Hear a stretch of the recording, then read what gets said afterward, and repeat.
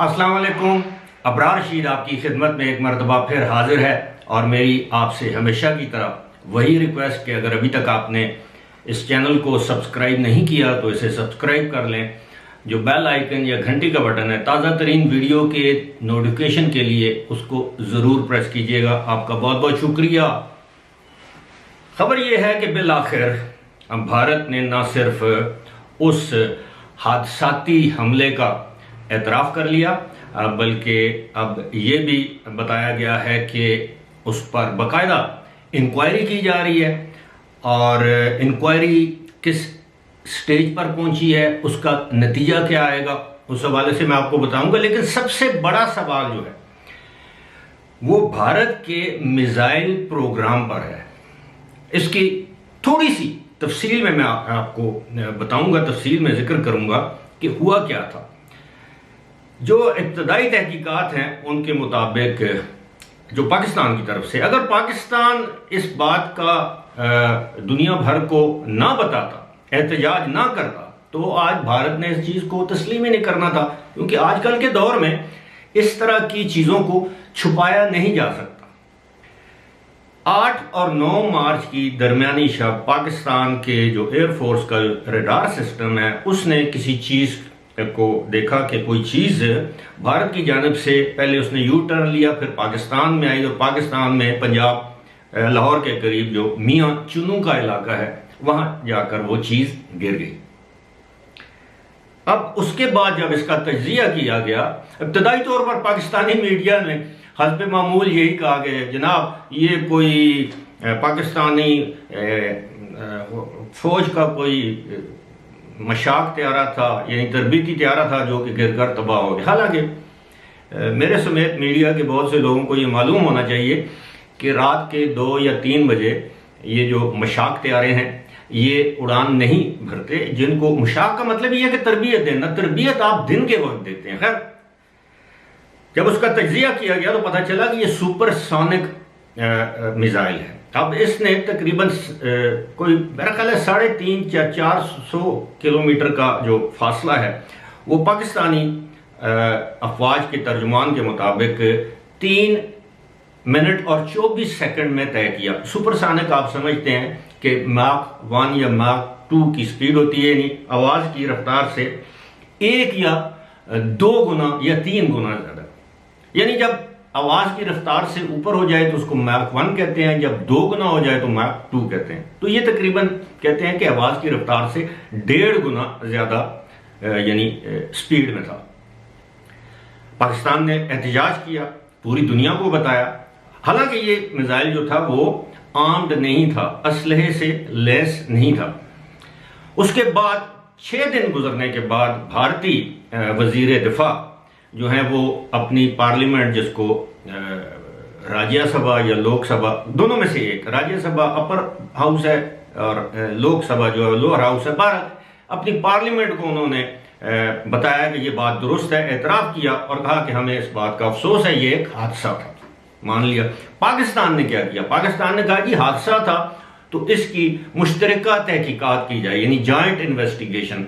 आपके लोग भी करें, आपकी एयरफोर्स के भी, हमारी एयरफोर्स के लोग भी बैठे कि ये हुआ क्या है, ऐसा क्यों था, ये दानिस्ता तौर पर किया गया पाकिस्तान को आजमाने के लिए या सहवन या गलती से ऐसा हो गया। उन्होंने कहा कि गलती से हुआ, लेकिन पाकिस्तान को इसमें शामिल नहीं किया गया। बिल आखिर हुआ क्या कि इस पर उन्होंने अपनी पार्लियामेंट को यकीन दिलाया, यानी भारतीय वजीर दिफा ने, कि इसकी तहकीकात की जाएगी। बाकायदा तहकीकात अब शुरू हैं और इब्तदाई तौर पर ज़राए ने यह बताया है कि एक एयर वाइस मार्शल, AVM उसे कहते हैं, वो इसकी तहकीकात कर रहे हैं एयरफोर्स के।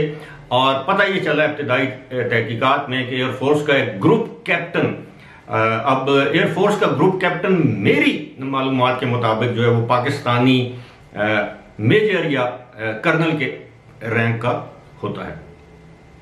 अब उन्होंने कहा जी कि ये इसकी जिम्मेदारी थी, इसने इसको आजमाइशी तौर पर उड़ाया और ये इसके कंट्रोल में नहीं रहा। अब जो भी है, ये तो तहकीकात की जब रिपोर्ट सामने आएगी तो पता चलेगा कि असल वाकया क्या था। असल चीज़ ये है कि अब आप ये बताइए कि इसी तरह का कोई असलहे से लैस मिसाइल पाकिस्तान की तरफ आ जाता और मैं पहले भी एक वीडियो में जिक्र कर चुका हूं कि दोनों ममालिक जो हैं वो न्यूक्लियर पावर्स हैं, तो पाकिस्तान उसको अपने ऊपर हमला तस्वर करता है। ये तो अल्लाह का शुक्र है कि पाकिस्तान में जिस जगह पर ये मिसाइल, सुपरसोनिक मिसाइल गिरा, वहां पर इसने एक कोई आइस फैक्ट्री थी, उसकी दीवार को इसने नुकसान पहुंचाया, वो जानी नुकसान नहीं हुआ, जो कि अच्छी बात है, शुक्र अल्लाह का। लेकिन जिस तरह मैंने पहले बताया कि कोई इस तरह का दूसरा मिसाइल आ जाता है, इससे जाहिर ये होता है कि भारत का जो मिसाइल प्रोग्राम है वो कितना खामियों से भरपूर है। क्योंकि मिसाइल उड़ गया, उनको पता नहीं चला। अगर पाकिस्तान ना बताता तो उन्होंने कभी मानना ही नहीं था। अब ये ऐसे ही है कि अगर वो एबटाबाद में उसामा बिन लादेन वाला जो मामला था उसमें अमेरिकियों का हेलीकॉप्टर ना गिरता तो हमें तो अमेरिकी बताते कि जनाब यहाँ पर हमने वो किया है। हमारी इनको का बड़ा मशहूर एक माया है कि तू सुता रहे हैं मैं खेड़ आइया। तो इसी तरह था ना जिस दिन उसामा बिन लादेन वाला वाक़या हुआ, अभी भी उस वो मिस्ट्री में, it's shrouded in mystery, nobody knows what actually happened that night. और अल्हम्दुलिल्लाह मैं उन लोगों में से एक हूं जो पहले वहां पर पहुंचे। खैर, बात हो रही थी जी उसके मिसाइल प्रोग्राम की। अब इसमें असलहे से लेस नहीं था। एक तो मतलब यह है कि भारत इस तरह का मिसाइल बना रहा है जो सुपरसोनिक हो, असलहे से लेस हो, यानी अगर मिसाइल है तो वो असलहा भी ले जा सकता है, छोटा मोटा बम शम। तो अब भारत की दुश्मनी किससे है? भारत के दो दुश्मन है इस वक्त, पहला पाकिस्तान और दूसरे नंबर पर चाइना, या पहला चाइना और दूसरे नंबर पर पाकिस्तान, दोनों इसके पड़ोसी हैं। तो इसका मतलब है कि एक तो यह कि भारत की ये चोरी पकड़ी गई, और चोरी के ऊपर सीना जोरी ये कि जनाब हादसा है, हम आपको तहकीकात नहीं करने देते, चलें आप ना करने दें, आप आलमी मुबसरीन को बुला लें, उस तहकीकात में शामिल कर दें। लेकिन ऐसा भी नहीं है।